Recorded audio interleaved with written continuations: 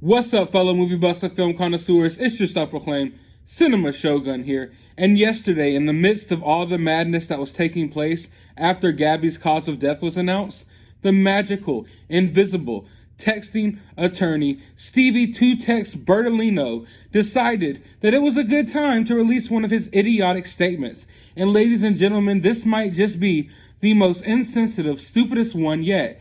Let's take a listen to what he had to say. Gabby Petito's death at such a young age is a tragedy.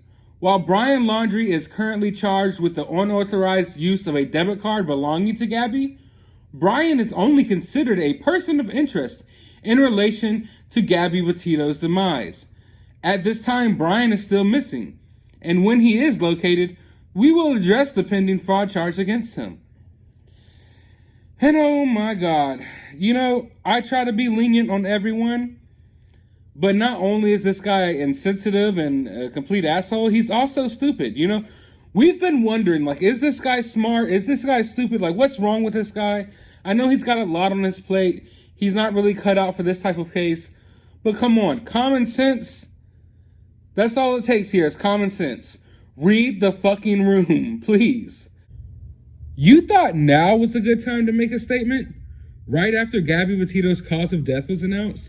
You want to come out and make a statement now when you've been quiet throughout this whole process, when you haven't given a formal statement yet, and you want to make this statement today? And then on top of that, you don't even make a statement. You couldn't even just leave it at, oh, Gabby Petito's death was a tragedy. You couldn't leave it at that. This statement wasn't a remorseful statement or sending regards to Gabby Petito's family. This statement was like, yeah, I know y'all know the cause of death now, but hey, Brian hasn't been charged. I just want to remind y'all. This was like an asshole-ish reminder to everyone. Okay, yeah, that's a tragedy, but guess what? Brian isn't charged, so you can't say Brian's guilty. I wouldn't be surprised if Brian is living it up on the slopes right now with this dude on some straight-up Johnny Tsunami type shit, pizza and French frying it up on the ski slopes with this fucking lawyer as we speak. I mean, man, this statement really frustrates me. It really gets me frustrated because how insensitive is this? You could have just said nothing. You could have said nothing. You've been saying nothing basically this whole time. You've been staying basically silent this whole time. You haven't been helpful at all. So why even speak now? Just let the family have this day. Just let everyone that's upset about this situation have this day, and don't add fuel to the fire. That's all he had to do. But no, he thinks, oh, well, you know what? I'm going to release a dumbass text right now. And that's what he did. A dumb, stupid text that in no way, shape, or form sounds sincere when he mentions Gabby. It's totally just, oh, Brian was only charged with using her debit card. And then he says he's missing. Brian isn't missing. Usually when I consider someone missing, it's because they want to be found and they can't be found. That's what makes them missing. When you don't want to be found, are you missing or are you hiding? Or are you running? Brian is hiding and Brian is running away. Brian is not missing.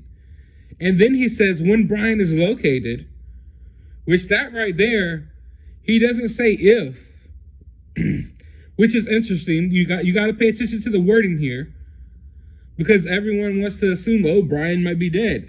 But he says when Brian is located, not if and when Brian is located. So I'm guessing this lawyer assumes Brian will be located eventually. We will address the pending fraud charge against him. As in, hey, when we find Brian or when y'all find Brian, we'll address that credit card fraud, but y'all ain't got nothing on him. He's not, you know what I'm saying?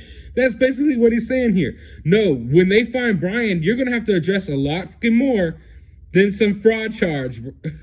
You think that you're just going to address the fraud charge when they catch Brian?